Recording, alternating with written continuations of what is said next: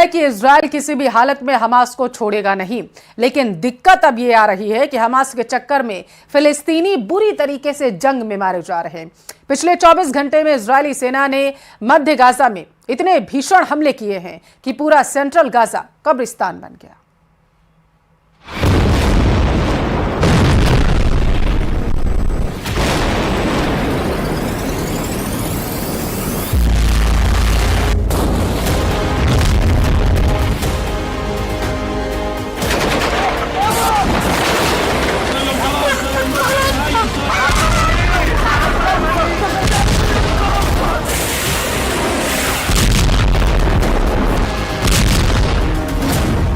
आधी रात भून डाला मध्य गाजा। गाजा और रफा में इजरायली सेना इस वक्त वही कर रही है जिसकी धमकी प्रधानमंत्री नेतन्याहू ने दी थी।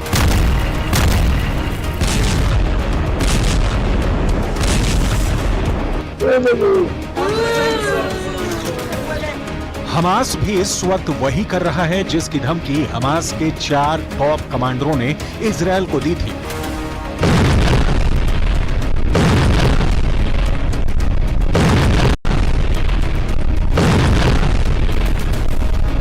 पिछले 24 घंटे में गाजा में ऐसा युद्ध शुरू हो चुका है जिसकी उम्मीद ना तो ईरान ने की थी और ना ही कतर और मिस्र ने। इजरायली सेना फिलिस्तीनियों के खून की प्यासी हो चुकी है और हमास मरते दम तक इजरायल से जंग करने पर आमादा है। हम आपको अब ये दिखाने जा रहे हैं कि कैसे आधी रात से इजरायली सेना मध्य गाजा में खूनी हवाई हमले कर रही है, जिसमें दर्जनों फिलिस्तीनी मारे गए हैं। फिलिस्तीनी अथॉरिटी के दावों के मुताबिक आधी रात से इजरायली सेना मध्य गाजा को हवाई हमलों से भून रही है। हवाई हमले इतने ज्यादा घातक और सटीक हैं कि मध्य गाजा में मौजूद इमारतें तेजी से तबाह हो रही हैं। दावों के मुताबिक आधी रात से लगातार भारी बमबारी में गाजा सिटी पर जमकर हवाई हमले हुए हैं। वहीं गाजा से सटे शुजाया में इजरायली हमले में इमारतें तबाह हुई हैं, जबकि शेख इजलिन में हुए हवाई हमलों में कई आम फिलिस्तीनी मारे गए हैं। ताल अल हवा में हमास के लड़ाकों ने बेशक इजरायली सेना पर पलटवार किया है, लेकिन वो हमले लगभग नाकाम साबित हुए हैं। कुल मिलाकर गाजा सिटी, शुजाया, शेख इजलिन, ताल अल हवा में दर्जनों लोग इजरायल के भीषण हवाई हमले में मारे गए हैं। اللي أمر بقتلنا ما استنكر في المحافل الدولية، ما أمر بوقف إطلاق نار، حتى هذا الشعب يدخل له الأكل والشرب بطريقة محترمة. جعلونا وحوش مجرمين على بعضنا عشان نتلقى الغذاء، نتلقى الطعام. اللي ما ماتش من المساعد من المظلات مات على الكويت، مات على نابلس। हमास का पलटवार 24 घंटे से खूनी युद्ध। जनवरी के मध्य में प्रधानमंत्री बेंजामिन नेतन्याहू ने दावा किया कि इजरायल ने गाजा में हमास की 2/3 लड़ाकू रेजिमेंटों को तबाह कर दिया है, लेकिन उन्होंने मारे गए लड़ाकों का कोई आंकड़ा नहीं दिया। हालांकि युद्ध से पहले आईडीएफ के एक अनुमान में गाजा में हमास के लड़ाकों की संख्या करीब 30,000 बताई गई थी। टाइम्स ऑफ इजरायल ने 19 फरवरी 2024 को आईडीएफ के हवाले से खबर दी, हमास के 13,000 लड़ाके मारे गए थे। युद्ध शुरू होने के बाद आंकड़े बताते हैं कि गाजा पट्टी में मारे गए लोगों में कम से कम 70% महिलाएं और बच्चे हैं। पिछले 24 घंटे में मध्य गाजा में जिस तरह से इजरायली सेना ने भीषण हवाई हमले किए हैं, वो साबित करते हैं कि हमास को लेकर इजरायली सेना जरा भी रहम नहीं दिखा रही है। अंधाधुंध हवाई हमले गाजा से रफा और उससे सटे इलाकों में किए जा रहे हैं। इजरायली हवाई हमलों पर किए गए दावों के मुताबिक पिछले 24 घंटे में इजरायली हवाई हमले में 28 लोग मारे गए हैं, जबकि 51 से ज्यादा फिलिस्तीनी इजरायल के हमले में बुरी तरह से घायल हुए हैं। इजरायली वायुसेना गाजा सिटी में रिहायशी इमारतों पर अंधाधुंध हवाई हमले कर रही है। स्थानीय मीडिया के दावों के मुताबिक तबाह इमारतों में सैकड़ों फिलिस्तीनी बच्चे फंसे हुए हैं। इजरायल काफी समय से इस बात पर जोर दे रहा है कि वो मिस्र की सीमा से लगे शहर रफा पर बड़ा जमीनी हमला करेगा, क्योंकि हमास की आखिरी बटालियन यहीं पर छिपी हुई है। ऐसे में दावा किया जा रहा है कि 7 अक्टूबर 2023 के बाद से आईडीएफ के हमलों में कम से कम 34,596 फिलिस्तीनी मारे गए, जबकि 77,816 फिलिस्तीनी हमलों में घायल हो चुके हैं। ואני מברך על כך שממשל ביידן הבהיר שלשום שזו עדיין גם עמדתו. ואני מבקש להעביר דבר נוסף. ישראל היא לא זו שמונעת עסקה. חמאס מונע עסקה. דרישותיו הקיצוניות נועדו להביא להפסקת המלחמה והשארתו על כנו. זאת אומרת, להבטיח את הישרדותו, את שיקומו. आधी रात भून डाला मध्य गाजा। इधर इजरायली सेना हमास के टॉप कमांडर्स को मारना चाहती है, लेकिन दिक्कत यह है कि हमास चीफ वानिया कतर में छिपा बैठा है, जबकि सिनवार मिस्र से सटे रफा की सुरंगों में आबादी वाले इलाकों में छिपा बैठा है। इजरायल इसलिए बार बार कह रहा है कि रफा में हम ऑपरेशन शुरू कर चुके हैं। 4 जनवरी 2024 तक इजरायली सेना गाजा में 65,000 टन बमों से हमला कर चुकी है। इजरायल के भीषण खूनी हमले में 400 वर्ग किलोमीटर इलाके में 23 लाख फिलिस्तीनी फंसे हुए हैं। इजरायल दिसंबर 2023 तक गाजा पट्टी में 29,000 से ज्यादा बम बरसा चुका है, जिसमें गाजा पट्टी में मौजूद 70% से ज्यादा इमारतें पूरी तरह से तबाह हो चुकी हैं। कुछ दावों के मुताबिक हमास की 80% सुरंगें इजरायल की भयानक बमबारी में तबाह हो चुकी हैं, लेकिन रफा में मौजूद हमास की सुरंगों को तबाह करना इजरायल के लिए बहुत बड़ा सिरदर्द है, क्योंकि सुरंगें ठीक घनी आबादी के नीचे हैं। अगर यहाँ पर इजरायल 3,000 किलो के बम गिराता है तो यहाँ पर हजारों लोग मारे जाएंगे। אני אלחם בזה בכל כוחותיי. כפי שהחיילים שלנו מאוחדים להגן עלינו בשדה הקרב, אנחנו מאוחדים להגן עליהם בשדה המדיני. יחד נלחם, ובעזרת השם, יחד ננצח. पश्चिम की एक मीडिया रिपोर्ट के मुताबिक इजरायल अब तमाम दबावों के बावजूद हमला नहीं रोकेगा और ना ही हमास को बचने का जरा भी मौका देगा। अब देखना होगा कि हमास इजरायल से मुकाबला और कितने दिन तक कर पाता है। कहीं बारूद बरस रहा है तो कहीं आसमानी आफत। अरब के कई देशों में बेहिसाब बारिश के बाढ़ के हालात बना दिए गए। संयुक्त अरब अमीरात के 8 शहर सैलाब संकट से जूझ रहे हैं। दुबई जैसे शहर में बारिश का ऑरेंज अलर्ट जारी किया गया।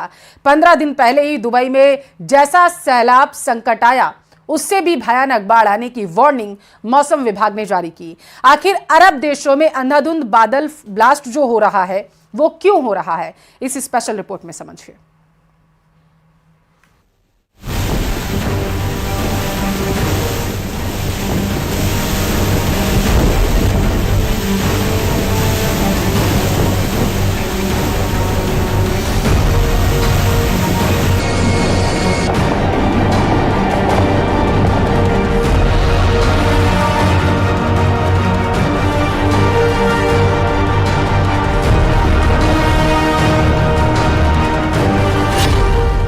शारजाह में सन्न कर देने वाला सैलाब।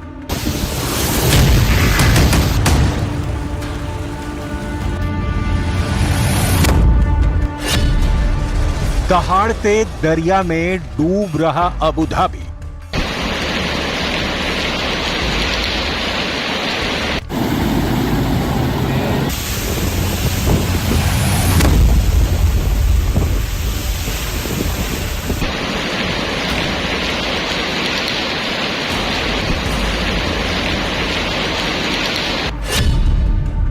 यूएई की 8 सिटी में सैलाब संकट।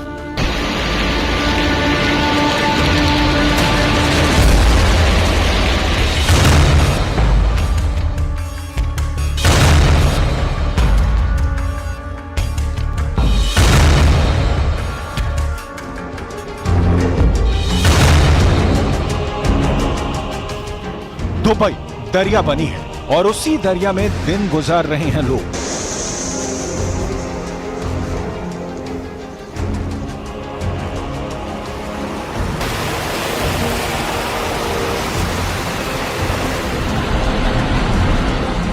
ये तस्वीरें दुबई के जेवीसी इलाके की हैं, जहां घर के सामने जल जमाव होने से परेशान आदमी पानी निकासी के लिए मशक्कत कर रहा है।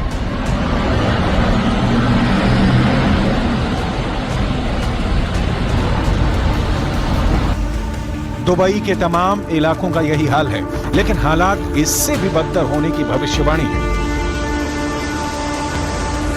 क्योंकि अरब के रेगिस्तान में जल प्रलय का अलार्म बज गया है। संयुक्त अरब अमीरात के 8 शहर पानी पानी हो गए हैं। दुबई समेत 8 सिटी में ऑरेंज अलर्ट है।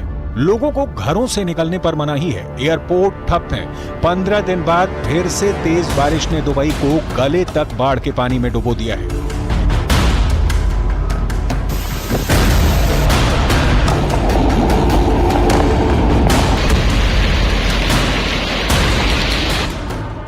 बारिश के कारण कई शहरों में जलभराव की समस्या शुरू हो चुकी है। यूएई के मौसम विभाग ने 3 मई तक पूरे देश में भारी बारिश का अलर्ट जारी किया है। दुबई के इंटरनेशनल एयरपोर्ट से 4 उड़ानें तक रद्द कर दी गई हैं। दुबई की मीडिया खलीज टाइम्स के मुताबिक शहर में बारिश के कारण स्कूल और बस सेवाओं को अगले आदेश तक के लिए बंद कर दिया गया है। शारजाह सिटी में पानी भरने लगा है। अबू धाबी के शेख रशीद बिन सईद स्ट्रीट एयरपोर्ट पर भी तेज बारिश के बाद पानी भर गया। दुबई पुलिस ने मौसम की मार से लोगों को बचाने के लिए अमीरात के कई इलाकों में सड़कों को बंद कर दिया है। अरब मुल्कों में मूसलाधार बारिश ने हालात बिगाड़ रखे हैं। 30 अप्रैल को सऊदी अरब के मदीना ने बेहिसाब बारिश में बाढ़ के हालात बने थे। बारिश के बाद आई बाढ़ ने सऊदी अरब के उत्तरी हिस्सों को सबसे ज्यादा प्रभावित किया। अल उला और अल मदीना प्रांत में भीषण बाढ़ देखी गई। मदीना की मस्जिद अल नबावी में भारी बारिश का पानी तेजी से गिरते हुए देखा गया। तूफानी बारिश को देखते हुए सऊदी अरब के 2 सूबों में स्कूलों को बंद कर दिया गया। मदीना में कई सड़कों पर बाढ़ का पानी आने के कारण यातायात भी रोक दिया गया था।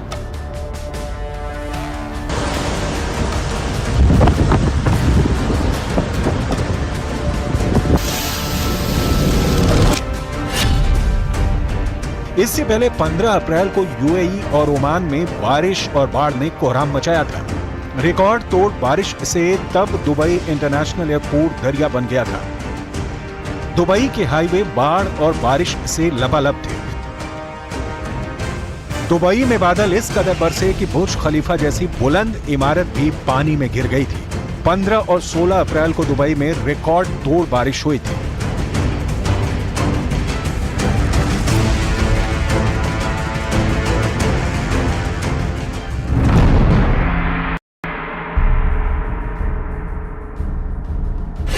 आंकड़े बताते हैं कि दुबई में 88.9 मिलीमीटर बारिश रिकॉर्ड की जाती है, लेकिन 15-16 अप्रैल को 24 घंटे में कुल 160 मिलीमीटर बारिश दर्ज की गई। बताया गया कि इस बारिश ने दुबई में पिछले 75 साल का रिकॉर्ड ध्वस्त कर दिया।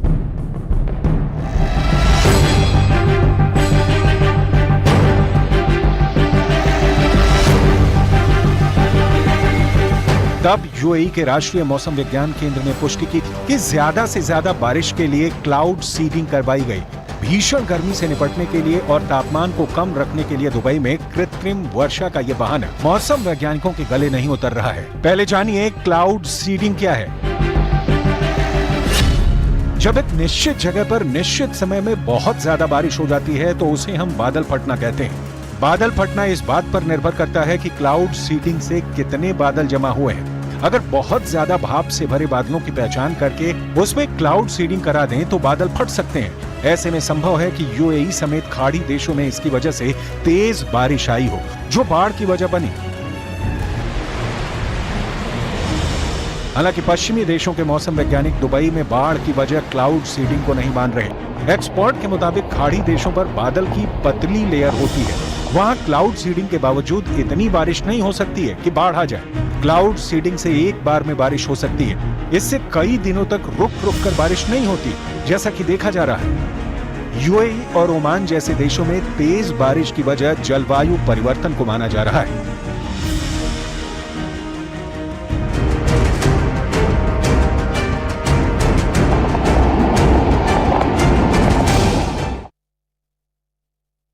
बड़ी खबर है, बताया जा रहा है कि झोपड़पट्टी में भीषण आग लग गई है, जिसकी वजह से कई झोपड़पट्टियां जो हैं वो जलकर खाक हो चुकी हैं।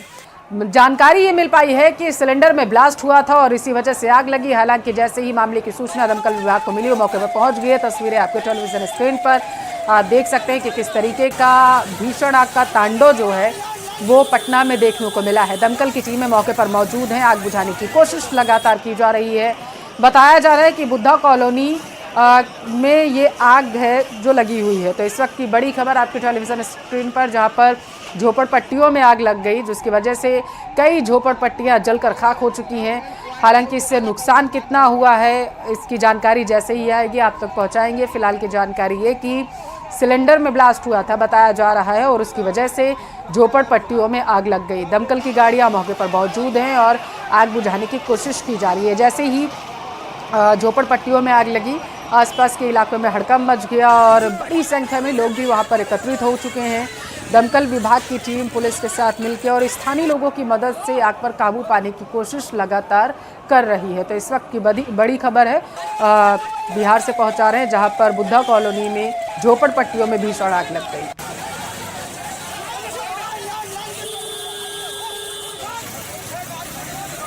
तो तस्वीरें आपके टेलीविजन स्क्रीन पर आप देख सकते हैं तस्वीरों में कि किस तरीके से आग जो है वो लगातार फैलती जा रही है। हालांकि जानकारी ये मिल पा रही है कि दमकल की जो टीमें हैं वो मौके पर मौजूद हैं और आग पर कंट्रोल करने की कोशिश लगातार की जा रही है, लेकिन क्योंकि झोपड़पट्टियां हैं और घास फूस से इन झोपड़पट्टियों को बनाया जाता है, इस वजह से आग को कंट्रोल करने में दिक्कत आ रही है, ऐसी जानकारी मिल पा रही है। आग लगातार फैलती जा रही है, इलाके में हड़कंप मचा हुआ है, बड़ी संख्या में लोग भी वहाँ पर एकत्रित हैं। तस्वीरें आपके टेलीविजन स्क्रीन पर, जहाँ पर पटना के बुद्धा कॉलोनी में झोपड़पट्टियों में भीषण आग लग गई है और इसका जो धुएं का गुबार है कई किलोमीटर दूर से ही देखा जा सकता है। आप तस्वीरों में देख सकते हैं कि आग किस तरीके से विकराल रूप जो है वो लेती जा रही है।